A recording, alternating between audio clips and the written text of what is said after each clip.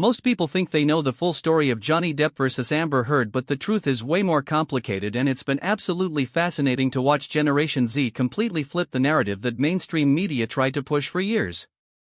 When this whole thing started back in 2016 with Amber's initial domestic violence allegations against Johnny, the media and Hollywood immediately took her side without question, because this was right in the middle of the Me Too movement and believing women was the default position, which made complete sense at the time. Johnny Depp was painted as this abusive monster who had destroyed his career through drugs and alcohol and violent behavior toward his ex-wife, and for several years that narrative stuck hard, with Disney dropping him from Pirates of the Caribbean and Warner Brothers removing him from Fantastic Beasts, and his reputation was absolutely destroyed. But then something interesting happened when the actual court case started being live-streamed in 2022, and Generation Z, who had grown up on social media and were experts at detecting fake behavior and manufactured drama, started watching the testimony, and they immediately smelled something fishy about Amber Heard's performance on the witness stand. Unlike older generations who were getting their information filtered through traditional media outlets, Gen Z was watching the raw, unedited footage of Amber testifying, and they started making TikToks and Twitter threads breaking down her body language and pointing out inconsistencies in her story and calling out what they saw as obvious lies and manipulation tactics. The turning point was when Amber claimed she used a specific Milani makeup palette to cover up bruises, but TikTok users quickly discovered that the makeup palette she held up in court wasn't even released until 2017, which was after her divorce from Johnny, and Gen Z absolutely destroyed her credibility with millions of views on videos exposing this lie. Then there was the whole thing about her crying on the witness stand, where she would supposedly be in tears, but TikTok users slowed down the footage and showed that there were actually no real tears coming from her eyes, and they started calling it crocodile tears and making memes about her fake crying, which went absolutely viral. Generation Z also picked up on Amber's lawyer Elaine Bredhoff being completely unprepared and asking leading questions that kept getting objected to, and they turned the whole trial into this massive meme fest, with sounds from the courtroom becoming TikTok audio clips that got millions of uses.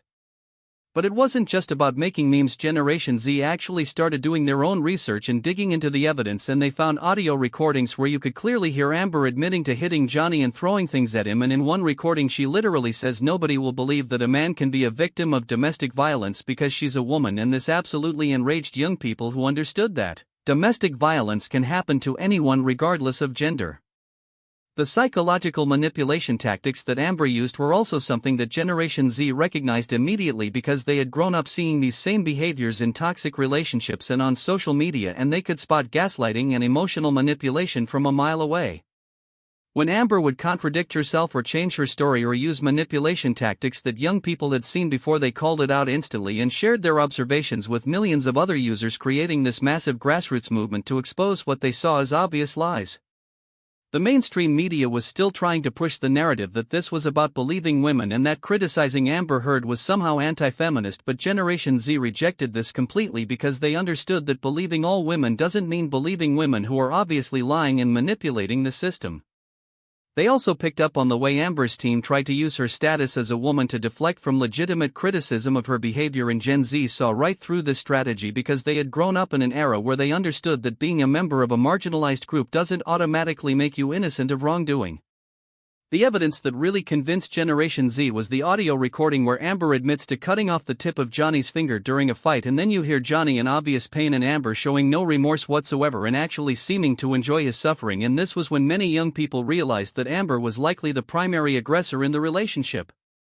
Generation Z also understood the dynamics of emotional and psychological abuse in ways that older generations sometimes miss, because they had grown up learning about these topics on social media, and they could see that Johnny displayed many of the signs of being an abuse victim, including the way he would try to de-escalate situations and remove himself from arguments while Amber would follow him and continue the confrontation.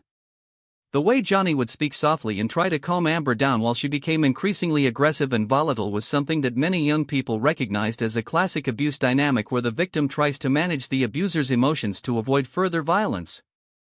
When the jury finally ruled in favor of Johnny Depp and awarded him $10 million in damages, Generation Z felt completely vindicated, because they had been saying for months that Amber was lying and that Johnny was the real victim, and they had been dismissed by mainstream media and older adults who accused them of not understanding the seriousness of domestic violence allegations. But Generation Z had actually understood the situation better than anyone, because they had watched all the evidence themselves instead of relying on filtered media coverage, and they had used their expertise in detecting fake behavior and online manipulation to see through Amber's lies. The aftermath of the trial has been interesting because it's shown how much power Generation Z actually has when they decide to rally around a cause, and how their ability to create viral content and shape online narratives can actually influence real-world outcomes. Many people credit the TikTok videos and social media campaigns created by Gen Z users with helping to restore Johnny Depp's reputation and putting pressure on the legal system to take male victims of domestic violence seriously. The case also highlighted how traditional media has lost much of its power to control narratives when younger generations have access to raw, unfiltered information and can form their own opinions based on what they observe directly rather than what they're told to think. This whole situation has become a case study in how Generation Z approaches justice and truth in the digital age, where they value authentic evidence over institutional authority and where they're willing to challenge popular narratives if the evidence doesn't support them, regardless of how politically incorrect their conclusions might be.